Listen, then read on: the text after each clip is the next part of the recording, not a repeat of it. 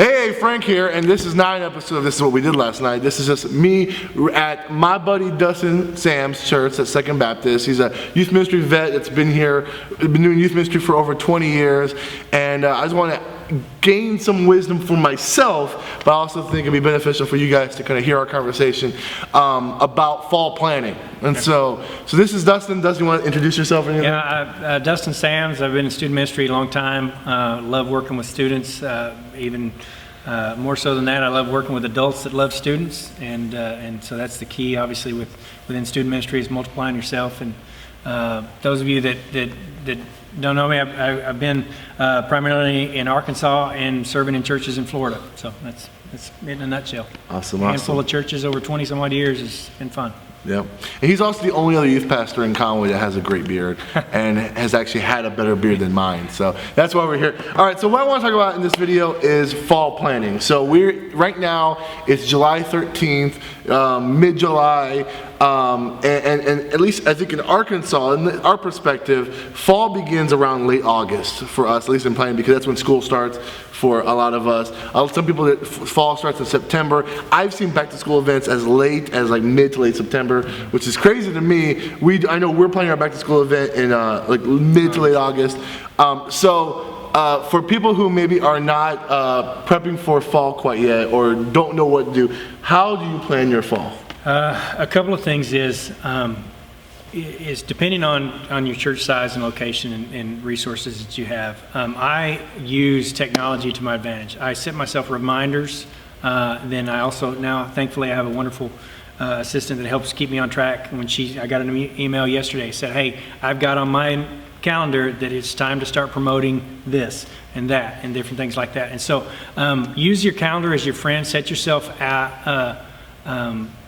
notifications, reminders. Wunderlist is a great app that I use on my phone that allows you to, it even allows you to evaluate events on the fly. You know, we ran out of toilet paper. You can write a note, that kind of stuff. But the main thing is to know what's coming up.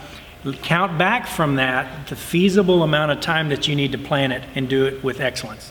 Now, again, it's easy for me to say that. There's been lots of events that we come into the last minute and you're like, oh, you forget something huge. So nobody's perfect at this. I've seen some, and I'm not so sure I would like to hang out with somebody that's perfect at it, because that means they are way off the charts. I'm OCD and I like things in order, but you got to live a little bit. So the main thing is use the calendar to your advantage, not to freak out by it. The more that you plan ahead, the less stress you've got coming into an event.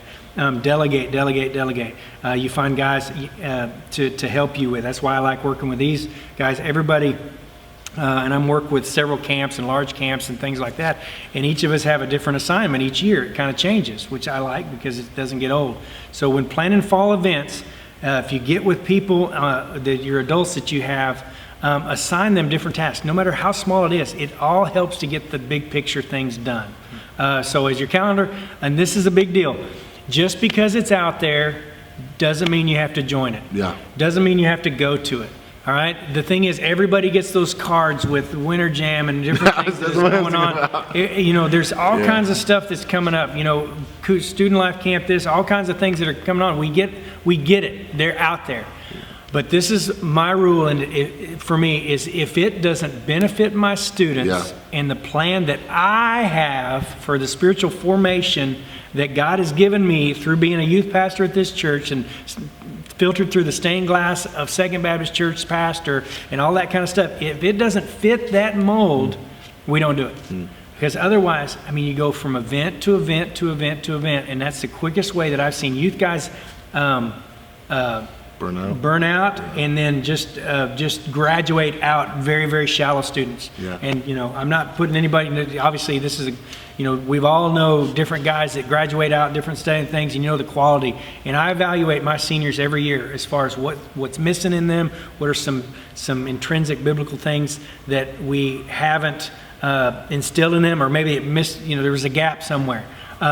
Sometimes it usually ends up being a money thing. So we realize, is there an event? Is there something I can plan that uses the Dave Ramsey principles for students? Is there some things? Just talking with them about credit cards and different things like that. So if it has to fit your overall goal for your student ministry. Yeah, that's good. every year I think our youth group has gone to Winter Jam. And the first year I was here, I was like, okay, we'll go, only because I wanted to see Lecrae, and I haven't seen him in a while.